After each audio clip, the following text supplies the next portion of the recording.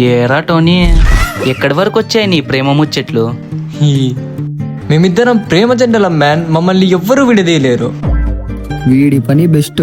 నేను నా పిల్ల పక్షుల్లో ప్రతిరోజు తేలుతూనే ఉంటాం. గ్రేట్ రా నువ్వు.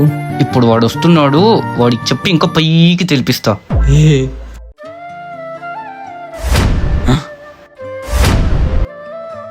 రే